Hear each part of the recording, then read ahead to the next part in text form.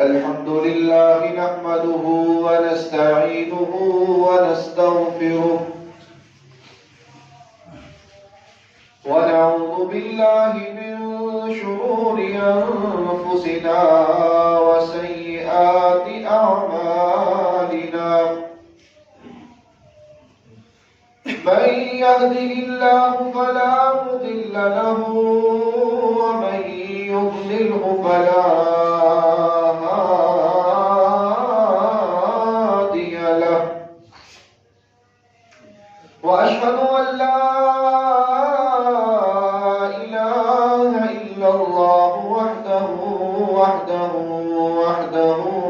لا شريك له وأشهد أن محمدًا عبده ورسوله اللهم صل على محمد وعلى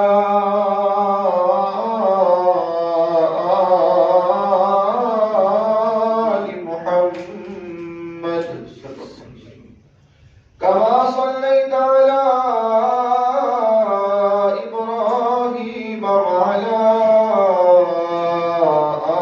آل إبراهيم إنك حميد مجيد اللهم بارك على محمد وعلى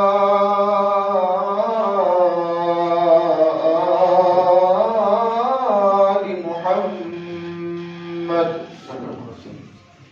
كما باركت على إبراهيم وعلى آل إبراهيم إنك حميد مجيد أما بعد فإن خير الحديث كتاب الله وخير الهدي هدي محمد صلى الله عليه وسلم وشر الأمور محدثاتها وكل محدثة بدعة وكل بدعة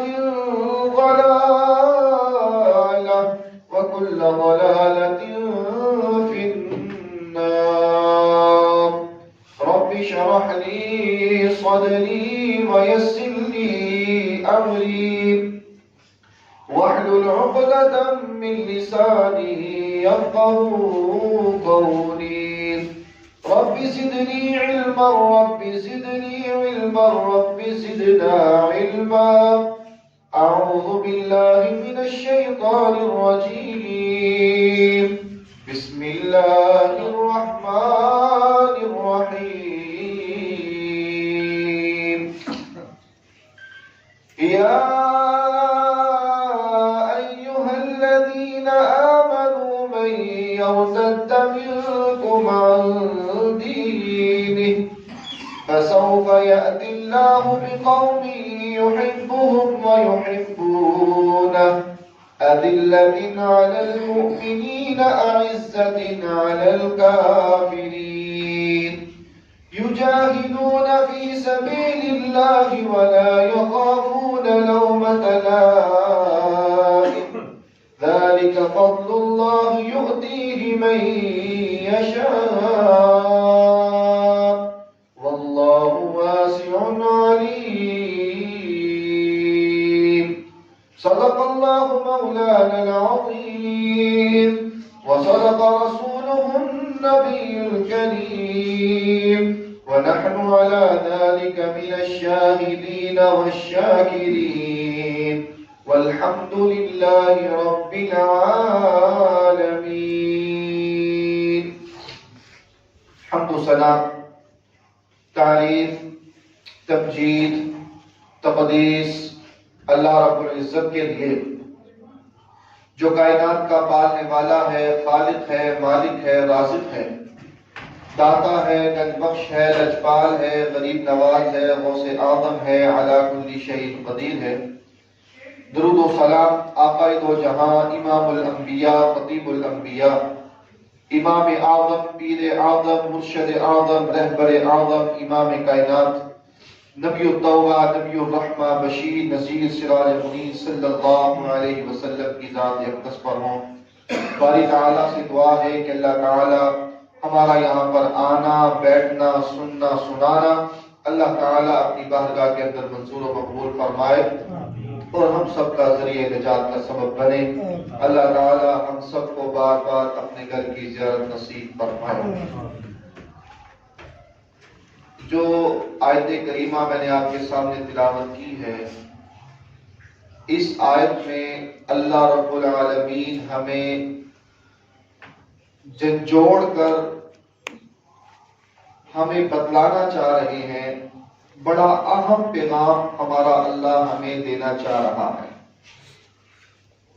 مولا کائنات فرماتے ہیں کہ یا ایھا الذین آمنوا من یرتد منکم عن دینہ فسوف یأتی اللہ بقوم یحبهم ویحبونہ اذلۃ علی المؤمنین اعزۃ علی الکافرین یجاہدون فی سبیل اللہ ولا یخافون لومۃ لائم۔ اے ایمان والو، اگر تم دین سے پیچھے ہٹ جاؤ گے تو اللہ کو کوئی نقصان پہنچے گا نہیں۔ اے ایمان والو، اگر تم دین کو چھوڑ کر کہیں اور چلے جاؤ گے تو میرے رب کا نقصان ہوگا نہیں ہوگا۔ اللہ تمہاری جگہ ایسی مخلوق کو لے آئے گا، اللہ تمہاری جگہ اور لوگوں کو لے آئے گا، اللہ تمہاری جگہ دوسری جماعت کو لے آئے گا جو جماعت اللہ سے محبت کرنے والی ہوگی اور وہ اللہ جو ہے ان سے محبت کرنے والا ہوگا۔ اور دوسری خوبی کیا ہوگی؟ اذلۃ علی المؤمنین اعزۃ علی الکافرین، کہ مومنوں کے لیے بڑے ہی نرم ہوں گے اور کافروں کے لیے بڑے ہی سخت ہوں گے۔ تیسری خوبی کیا ہوگی ان لوگوں کی؟ یجاہدون فی سبیل اللہ، وہ اللہ کی راہ میں جہاد کرنے والے ہوں گے۔ ولا یخافون لومۃ لائم، اور ان کو کسی ملامت کرنے والے کی ملامت کا خوف ہوگا نہیں ہوگا، ان کو یہ ڈر نہیں ہوگا کہ لوگ کیا کہیں گے، دنیا والے کیا کہیں گے، لوگ کیا کہیں گے، ان کو پرواہ ہوگی نہیں پرواہ ہوگی۔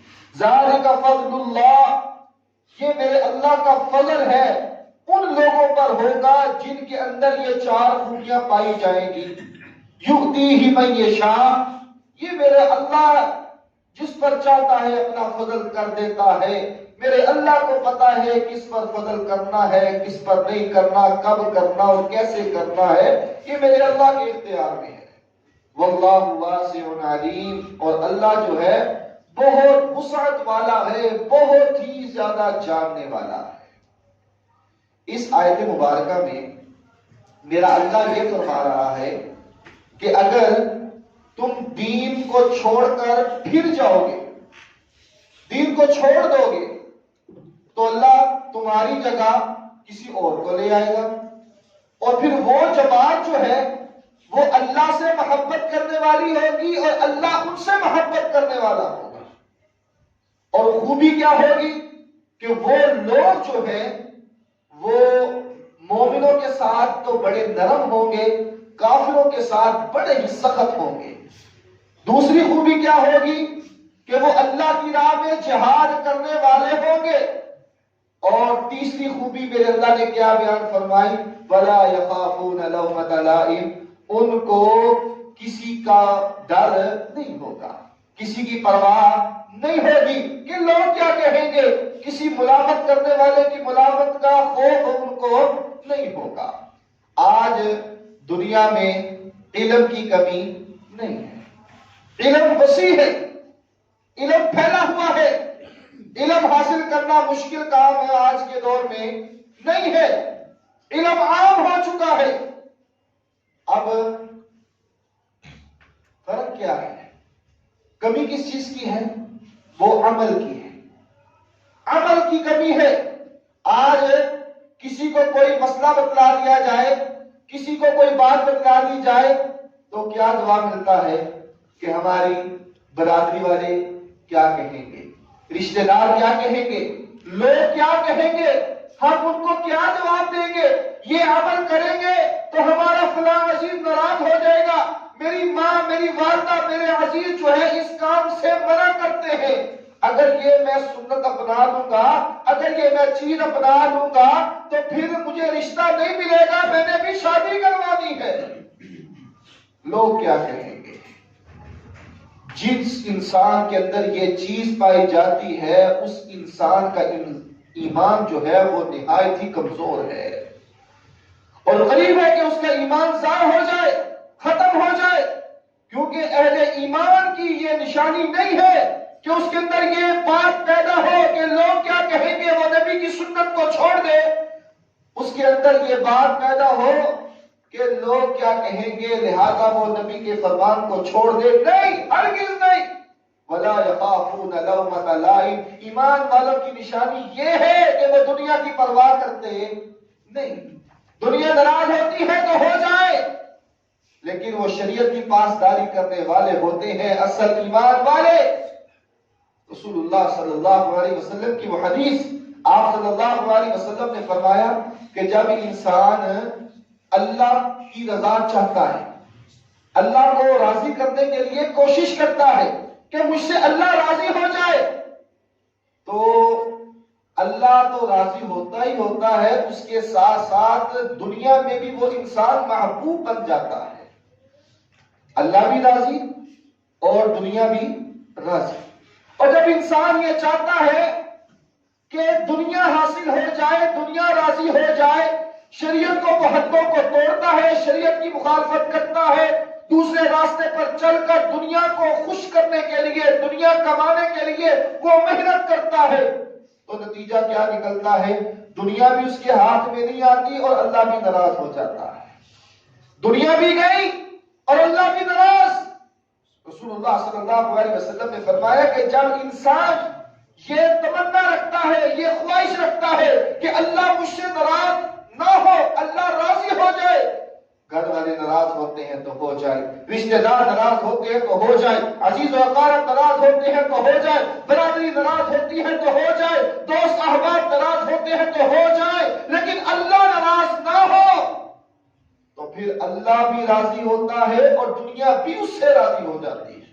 بسا اوقات دیکھنے میں آتا ہے کہ رشتہ دار ناراض ہو جاتے ہیں، قریبی ساتھی ناراض ہو جاتے ہیں، لیکن وقت کے ساتھ ساتھ اللہ ان کے اندر محبت ڈال دیتا ہے۔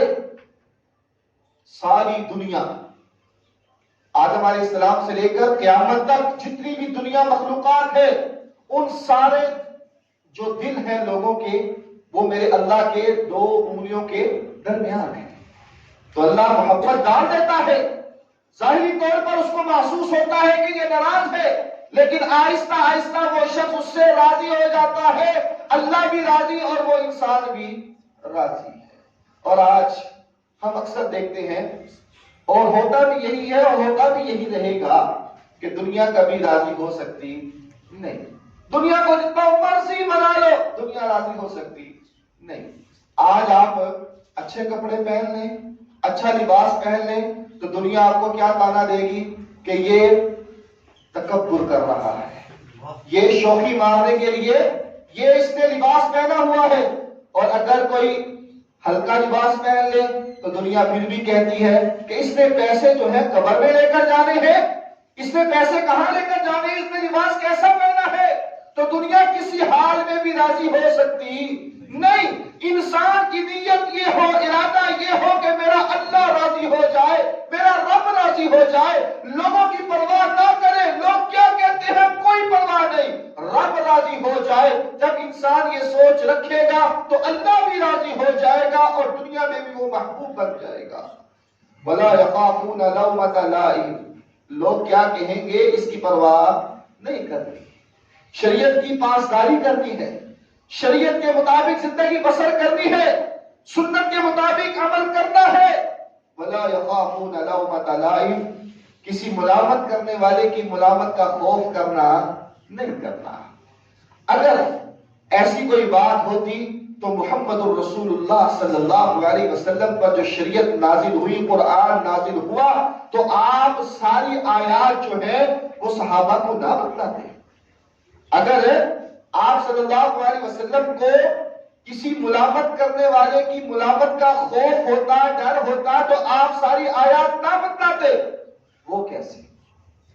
آپ صلی اللہ علیہ وسلم نے جب تبلیغ شروع کی، لوگوں کو توحید کی دعوت دی، کفار کے سردار، ان کے بڑے بڑے عہدیدار جب ان تک پیغام پہنچا تو انہوں نے ایک شرط لگا دی، شرط رکھ دی. وہ شرط کیا تھی؟ اے محمد صلی اللہ علیہ وسلم، ہم سردار لوگ ہیں، ہم مالدار لوگ ہیں، یہ تمہارے ساتھی جو ہیں نا یہ بڑے کمزور ہیں، غریب ہیں، ساتھ نہ بیٹھے. آپ صلی اللہ علیہ وسلم نے کہا کہ ٹھیک ہے، اگر اس انداز سے یہ ایمان لے آئیں تو یہ طریقہ بھی اپنا کر دیکھ لیتے ہیں. آپ نے سوچا کہ اگر اس کام کو کرنے سے وہ ایمان لے آتے ہیں تو ہم یہ بھی کر لیتے ہیں. آپ صلی اللہ علیہ وسلم نے صحابہ کو کہا، اے میرے صحابہ، میں تم سے بڑی محبت کرتا ہوں، میں تم سے بڑا پیار کرتا ہوں. اے میرے صحابہ، تم مجھے اپنی جان سے بھی زیادہ عزیز ہو، لیکن انہوں نے یہ شرط رکھ دی ہے، میں چاہتا ہوں کہ وہ بھی مسلمان ہو جائے، وہ بھی اسلام کو قبول کر لیں. تو لہذا جب میں ان کو تبلیغ کروں، ان کو دعوت دوں، تو آپ صحابہ جو ہیں اس وقت میرے پاس نہ آنا. آپ نے فرمان جاری کر دیا. آپ ان سرداروں کو، ان وڈیروں کو، ان بڑے لوگوں کو واعظ کر رہے ہیں.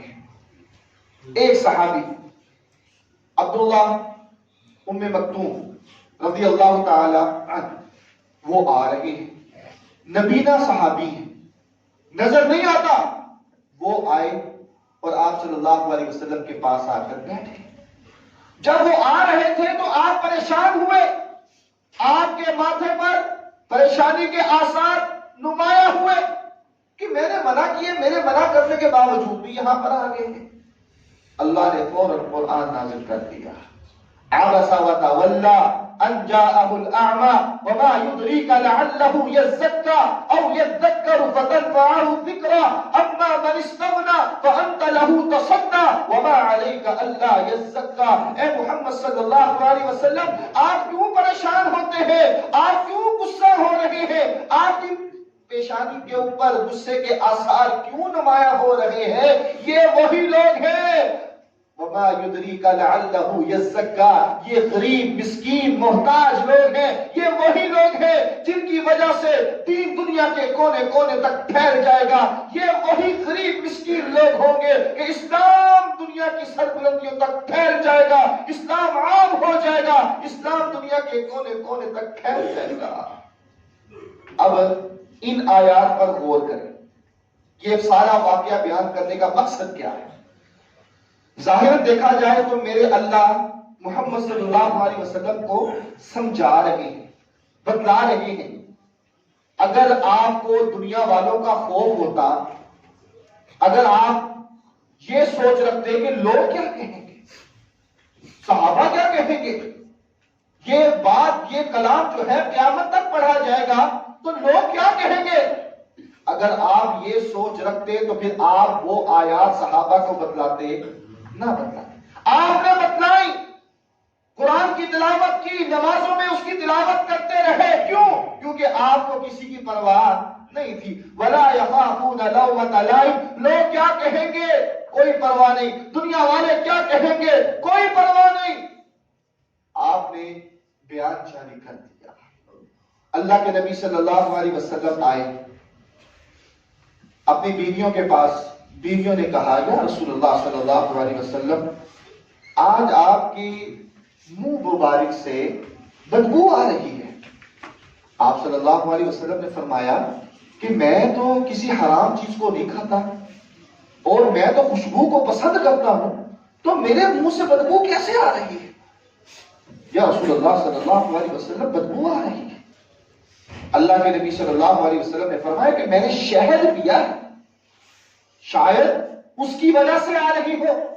آپ نے کیا کہا کہ میں نے شہد کو آج کے بعد اپنے اوپر حرام کر دیا۔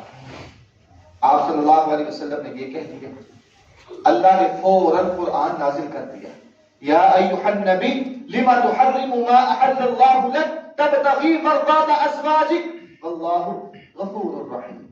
اللہ نے قرآن نازل کر دیا ہے محمد صلی اللہ علیہ وسلم، حلال کو حرام کرنے کا اختیار آپ کے پاس نہیں۔ اب یہاں میرے اللہ کیا کر رہے ہیں؟ سمجھا رہے ہیں۔ آپ صلی اللہ علیہ وسلم نے جب مسئلے کو سمجھا تو ٹھیک ہے، اپنے تک محدود کر لیتے، لیکن آپ نے اپنے تک محدود کیا نہیں۔ آپ نے صحابہ کو بتایا کہ میرے اللہ نے یہ کلام نازل کیا اور دنیا تک یہ کلام مشہور ہوا جو قرآن کی صورت میں ہمارے پاس موجود ہے۔ آپ نے یہ بات ثابت کی، وَلَا يَخَافُونَ لَوْمَةَ لَائِمٍ، کہ لوگ کیا کہیں گے اس کی پرواہ آپ کو نہیں تھی۔ اور آج ہمارا المیہ کیا ہے؟ ہماری کیفیت کیا ہے؟ ہمارا طرز زندگی کیا ہے؟ ہم دنیا کو راضی کرنے کے لیے اپنے اللہ کو ناراض کر بیٹھتے ہیں۔ آج ہم لوگ دنیا کو راضی کرنے کے لیے شریعت کی مخالفت کر بیٹھتے ہیں۔ آج ہمارے ایمان کا یہ معیار ہو چکا ہے کہ آج ہم دنیا کی چاہت کے لیے لوگ کیا کہیں گے، لوگوں کو راضی کرنے کے لیے ہم اپنے اللہ کو ناراض کر بیٹھے ہیں۔ مثال کے طور پر یہ شلوار، یہ پاجامہ، یہ پینٹ، ہم مسجد میں آئیں تو چند کو توفیق ہوتی ہے، چند کو تو وہ بھی توفیق نہیں ہوتی۔ چند آتے ہیں تو وہ فوری طور پر اس کو نیچے سے پینٹ کو پاجامے کو کیا کرتے ہیں؟ فولڈ کرتے ہیں، نماز پڑھتے ہیں۔ نماز پڑھنے کے بعد باہر گئے جب وہ اپنی جوتی رکھتا ہے تو سب سے پہلے وہ کیا کرتا ہے؟ اپنی پینٹ کو، اپنے پاجامے کو سیدھا کرتا ہے۔ محمد صلی اللہ علیہ وسلم اس دنیا میں بری بات بتلانے کے لیے آئے نہیں، آپ ہمیشہ حق بیان کرنے کے لیے آئے، سچ بیان کرنے کے لیے آئے۔ اور کیا ہمیں نہیں معلوم کہ یہ پاجامہ، یہ پینٹ، یہ تہبند جو ہے یہ ٹخنوں سے نیچے ہو تو اس کا گناہ کیا ہے؟ اس کو اوپر رکھنے کا ثواب ہے، نیچے رکھنے کے لیے اس کو انسان کو گناہ ملتا ہے۔ ہمیں نہیں معلوم، سب کو معلوم ہے، سب کو پتا ہے، لیکن آج ہماری کیفیت کیا ہے کہ لوگ کیا کہیں گے، محلے والے کیا کہیں گے۔ اگر کوئی انسان یہ کام کرے تو اس کا مذاق اڑایا جاتا ہے کہ یہ مولوی ہو گیا، یہ مولوی ہو گیا۔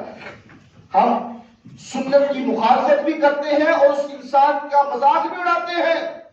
اور آج ہمارا المیہ یہ ہے کہ ہمارے پاجامے، ہمارے ٹخنے نیچے چلے گئے۔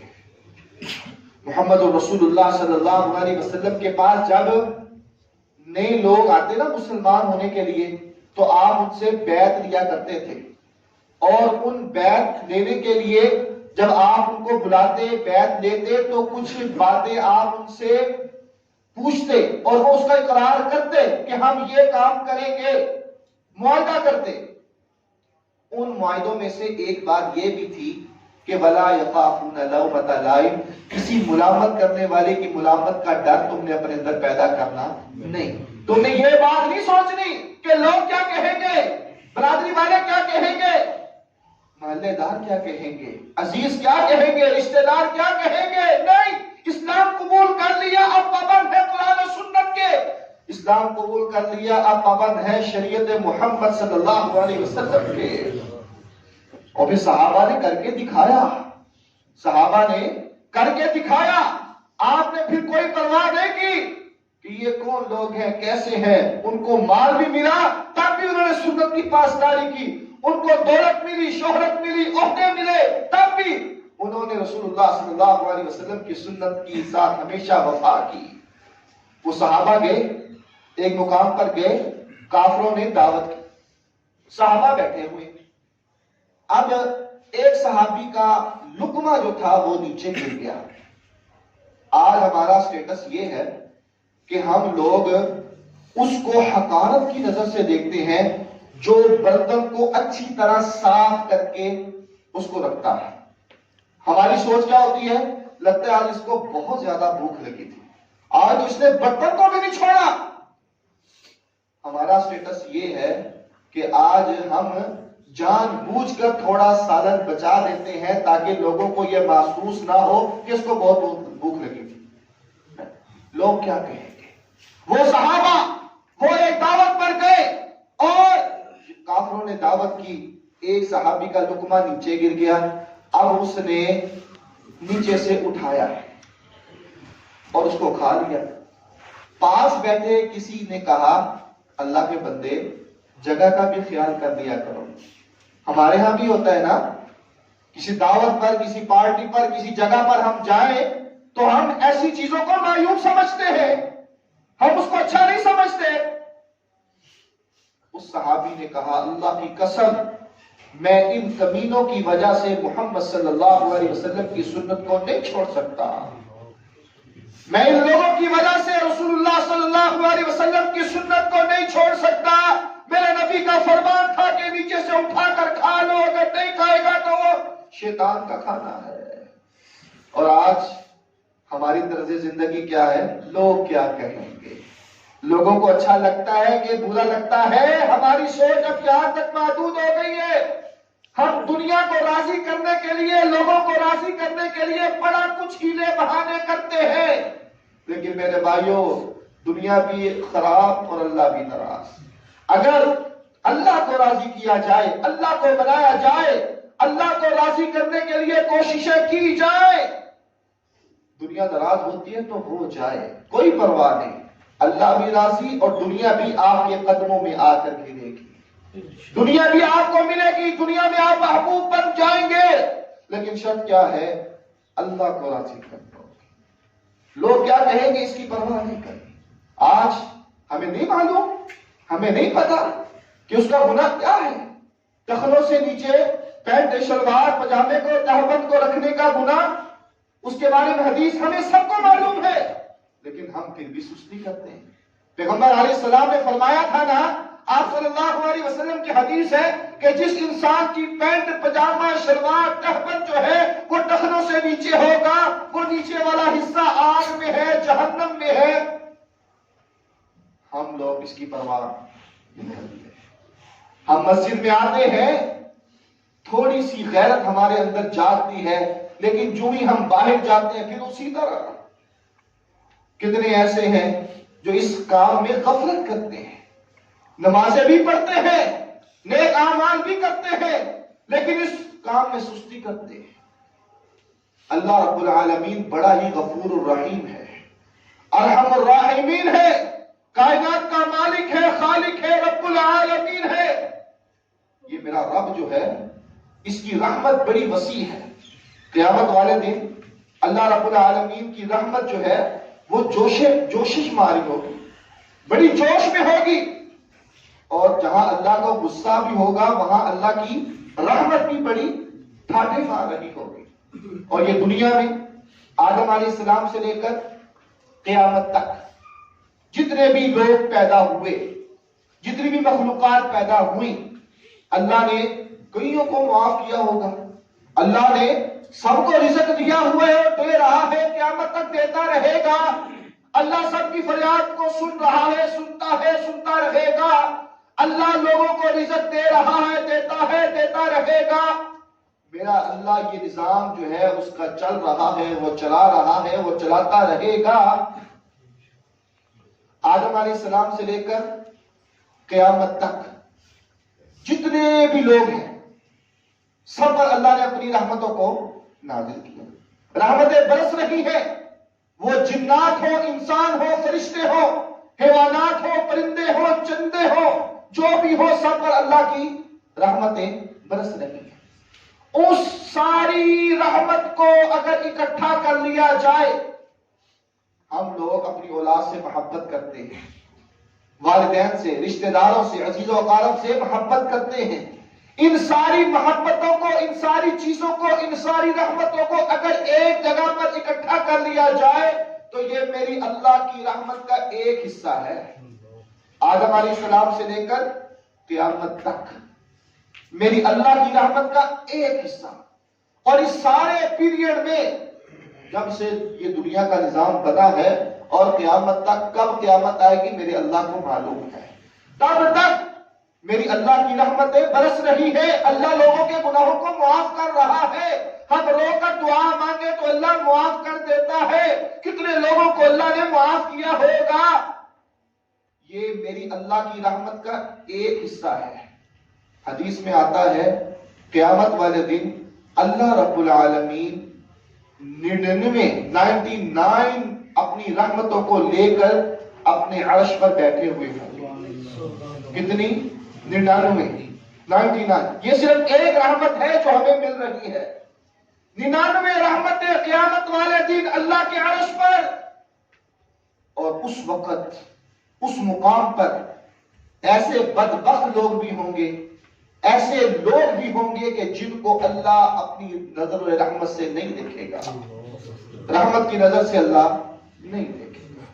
آج ہم کسی سے ناراض ہو جائیں تو ہماری ناراضگی کی آخری حد یہ ہوتی ہے کہ یہ بندہ مجھے آج کے بعد نظر نہ آئے، میری نظروں سے دور ہو جائے، مجھے یہ نظر نہ آئے۔ تو اللہ قیامت والے دن ایسے انسان کی طرف دیکھے گا بھی نہیں۔ ثلاثة لا يكلمهم الله يوم القيامة ولا ينظر إليهم ولا يزكيهم ولهم عذاب أليم۔ 3 قسم کے لوگ ہوں گے جن کی طرف اللہ دیکھے گا نہیں، ان کے گناہوں کو معاف نہیں کرے گا، ان سے کلام نہیں کرے گا، دردناک عذاب دے گا۔ ان میں سے پہلے نمبر پر کون ہوگا؟ جس کی پینٹ، جس کا پجامہ، جس کی شلوار ٹخنوں سے نیچے رہتی تھی، اس کو اوپر کرنا اس کو پسند نہیں تھا، وہ تھوڑی سی اوپر نہیں ہوتی تھی، اس کے ٹخنے ننگے نہیں رہتے تھے۔ قیامت والے دن اللہ اس کی طرف نہیں دیکھے گا۔ اور آج ہم اس بیماری میں ملوث ہیں، آج ہم اس کام میں ملوث ہیں، صرف دنیا کو راضی کرنے کے لیے۔ اچھا نہیں لگتا آج تو ہمیں ٹخنے ننگا کرنا اچھا نہیں لگتا، آج ہم یہ نہیں پسند کرتے کہ ہمارے ٹخنے ننگے ہو، ہماری شلوار ٹخنوں سے اوپر ہو، تہبند ٹخنوں سے اوپر ہو، آج ہمیں یہ معیوب لگتا ہے۔ لیکن قیامت والے دن یاد رکھیے گا کہ اللہ ایسے انسان کو نظر رحمت کے ساتھ نہیں دیکھے گا۔ دوسرے نمبر پر وہ انسان جو عصر کی نماز کے بعد قسم کھا کر اپنے مال کو، جھوٹی قسم کھا کر اپنے مال کو بیچتا ہے، قیامت والے دن اللہ جو ہے اس کی طرف نظر رحمت سے نہیں دیکھے گا۔ اور تیسرا وہ بدبخت انسان جس پر اللہ نہیں دیکھے گا، نہ کلام کرے گا، دردناک عذاب دے گا، وہ انسان وہ ہوگا جو والدین کا نافرمان ہے۔ والدین کا نافرمان، اللہ اس پر نہیں دیکھے گا، اس کو نہیں دیکھے گا، اس سے کلام نہیں کرے گا۔ تو لوگ کیا کہیں گے؟ دنیا والے کیا کہیں گے؟ برادری والے کیا کہیں گے؟ رشتہ دار کیا کہیں گے؟ عزیز و اقارب کیا کہیں گے؟ اس وقت کوئی کسی کے کام میں نہیں آئے گا۔ حشر میں ہم نے جانا ہے، قبر میں ہم نے جانا ہے، اللہ کے حضور ہم نے پیش ہونا ہے۔ ہر انسان کو اپنے اعمال کی طرف دیکھنا چاہیے، ہر انسان کو اپنی زندگیوں کی طرف دیکھنا چاہیے۔ لوگ کیا کہیں گے اس کی پرواہ نہ کریں گے، لوگ کہتے رہیں گے، کہتے رہیں گے۔ اپنے اعمال کو درست کیجئے، اپنے اعمال کی فکر کیجئے کہ آج ہم جو زندگی گزار رہے ہیں یہ رسول اللہ صلی اللہ علیہ وسلم کے طرز زندگی کے مطابق ہے کہ نہیں ہے، آپ کی سنت کے مطابق ہے کہ نہیں ہے، آپ صلی اللہ علیہ وسلم نے ہمیں اس کا حکم دیا ہے کہ نہیں دیا۔ یا ایھا الذین آمنوا من یرتد منکم عن دینہ فسوف یأتی اللہ بقوم یحبهم ویحبونہ اذلۃ علی المؤمنین اعزۃ علی الکافرین یجاہدون فی سبیل اللہ ولا یخافون لومۃ لائم۔ صحابہ نے یہ کام کر کے دکھایا، صحابہ نے ان باتوں پر عمل کر کے دکھایا، ان کو پھر کسی کی پرواہ نہیں تھی۔ وہ بدر کا میدان لے لے، آپ نے کیا فرمایا تھا؟ علی اٹھو، حمزہ اٹھو، عبید اللہ اٹھو، رضوان اللہ علیہم اجمعین۔ جب بدر کا میدان ہوا، سامنے ہے عتبہ، شیبہ، ولید، اور یہاں کون ہے؟ علی رضی اللہ تعالی عنہ، یہاں کون ہے؟ حمزہ رضی اللہ تعالی عنہ، یہاں کون ہے؟ ابو عبیدہ رضی اللہ تعالی عنہ۔ مقابلہ ہوا، ان کے رشتہ دار تھے نا، عزیز و اقارب تھے نا، برادری والے تھے نا، وہ سردار تھے نا، لیکن انہوں نے دین کو فوقیت دی، دین کو اہمیت دی۔ دین کو اپنایا انہوں نے ان کو مار دیا، وہ جہنم واصل ہوئے۔ بدر کے موقع پر قیدی بھی آئے، پھر کیا ہوا؟ عمر فاروق رضی اللہ تعالی عنہ نے کیا کہا تھا؟ وہ مشہور بات ہے، آپ نے کیا کہا؟ یا رسول اللہ صلی اللہ علیہ وسلم، میری رائے تو یہ ہے کہ آپ یہ لوگ جو آئے ہیں نا قیدی بن کر، ہمارے جو رشتہ دار ہیں ہمارے حوالے کریں، جن جن کے رشتہ دار ہیں ان کو پکڑائیں، ہم اپنے ہاتھوں سے ان کو ذبح کریں، اپنے ہاتھوں سے ان کو ماریں۔ کیوں؟ یہ اسلام کے دشمن ہے، یہ دین کے دشمن ہے، یہ رسول اللہ صلی اللہ علیہ وسلم کی سنت کے دشمن ہے۔ اور آج جو نبی کی سنت کی مخالفت کرے ہم اس سے پیار کر رہے ہیں، آج جو ہمارے نبی کے مشن کو پیچھے کر رہا ہے ہماری محبت اس کے ساتھ ہو رہی ہے۔ آج ہماری محبت کا معیار یہ ہے، آج ہم نے اپنی طرز زندگی کو دیکھنا ہے، اپنی سوچ کو بدلیں کہ لوگ کیا کہیں گے، دنیا والے کیا کہیں گے، برادری والے کیا کہیں گے۔ یہ سب کچھ گزر جائے گا، اگر آپ کے ساتھ جائے گا تو آپ کا ایمان اور آپ کے اعمال جائیں گے۔ وہ اللہ کے نبی صلی اللہ علیہ وسلم وہ بات مشہور ہے کہ دنیا میں آپ صلی اللہ علیہ وسلم کے بچپن میں سب سے زیادہ آپ سے محبت کس نے کی؟ ابو طالب نے، جو آپ کے چچا تھے، سب سے زیادہ محبت کی، سب سے زیادہ پیار کرنے والے تھے، سب سے زیادہ محبت کرنے والے تھے۔ بسا اوقات جب آپ نے دعوت تبلیغ دی تو وہ قریشی سردار جو تھے وہ ابو طالب کے پاس آئے، کہا کہ بھتیجے کو سنبھال کر رکھو وگرنہ ہم سے برا کوئی نہیں ہوگا۔ ابو طالب سامنے کھڑے ہوئے، محمد صلی اللہ علیہ وسلم کے دفاع کے لیے سامنے کھڑے ہوئے کہ خبردار کسی نے میرے بھتیجے کو کچھ کہا۔ جب آخری وقت آیا،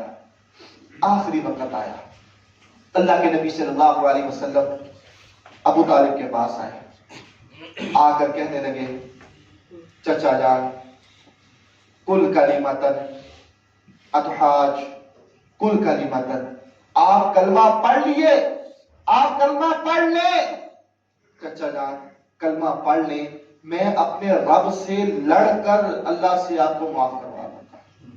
آپ کلمہ پڑھ لیں، صرف ایک مرتبہ کہہ دیں۔ ابو جہل وغیرہ سارے موجود تھے۔ کہا بھتیجے مجھے کوئی اعتراض نہیں، مجھے پتا ہے تیرا دین سچا ہے، تیرا پیغام سچا ہے، تیری شریعت سچی ہے، جو تو لوگوں کو پیغام دے رہا ہے وہ حق ہے، سچ ہے، لیکن اگر میں نے کلمہ پڑھ لیا تو میرے جانے کے بعد یہ قریش کی عورتیں جو ہیں وہ مجھے ملامت کریں گی، وہ میرے اوپر ملامت کریں گی، یہ قریش کی عورتیں، یہ سردار جو ہیں یہ میرے اوپر ملامت کریں گے۔ بھتیجے مجھے معلوم ہے، چچا جان آپ پڑھ لیں، میں اللہ سے خود ہی بات کر لوں گا، رو رو کر دعائیں کروں گا۔ ابو جہل کہنے لگا، اترغب عن ملت عبد المطلب، ابو طالب جاتے جاتے عبد المطلب کے دین کو چھوڑ نہ دینا، اس کی باتوں میں نہ آنا۔ اترغب عن ملت عبد المطلب، عبد المطلب کے دین کو نہ چھوڑنا، ابا و اجداد کے دین کو نہ چھوڑنا، جو ہمارا وراثتی دین چلتا آ رہا ہے اس کو نہ چھوڑنا۔ آپ صلی اللہ علیہ وسلم نے کوشش کی لیکن کلمہ نہ پڑھ سکے۔ آپ بڑے ہی روئے، افسردہ ہوئے، واپس آ گئے۔ علی رضی اللہ تعالی عنہ کہا، علی جاؤ اپنے باپ کو گڑھے میں ڈال کر، اپنے باپ کو گڑھے میں ڈالو، پھینکو، کیونکہ اس کی زبان سے کلمہ جاری نہیں ہو سکا۔ اب ابو طالب نبی صلی اللہ علیہ وسلم کی پرورش میں اس کا ہاتھ تھا۔ ابو طالب جس نے آپ کی پرورش کی، بچپن میں آپ کو سنبھالا، لیکن جب شریعت نہیں اپنائی، کیا مقصد تھا کہ لوگ کیا کہیں گے، برادری والے کیا کہیں گے، دنیا والے کیا کہیں گے، یہ قریش کی عورتیں کیا کہیں گی۔ مقصد یہ تھا، پتا تھا کہ یہ دین سچا ہے، حق پر مبنی ہے، لیکن صرف لوگ کیا کہیں گے اس وجہ سے دین کو نہیں اپنایا، دنیا بھی برباد ہوگی، آخرت بھی برباد ہوگی۔ آج کا پیغام یہ ہے کہ خدا را اس دلدل سے نکل آئیے۔ ہر انسان نے اپنی قبر میں جانا ہے، ہر انسان نے اللہ کے ہاں پیش ہونا ہے۔ ہر انسان نے اپنے اعمال کا حساب کتاب دینا ہے۔ تو خدا را اس دلدل سے نکلیے کہ لوگ کیا کہیں گے، رشتہ دار کیا کہیں گے، عزیز و اقارب کیا کہیں گے، یہ بات چھوڑ دیں، اپنے اللہ کو منائیں، اللہ کو راضی کریں۔ جب اللہ راضی ہو جائے گا تو یقین جانیے کہ اللہ بھی راضی ہوگا اور دنیا بھی ہمارے قدموں میں آ جائے گی۔ اللہ ہمیں ایسے اعمال کرنے کی توفیق عطا فرمائے جس سے ہمارا رب راضی ہو جائے اور دنیا کی خوشحالیاں ہمیں نصیب ہو جائیں۔ اللہ ہماری دنیا اور آخرت بہتر بنائے۔ آمین۔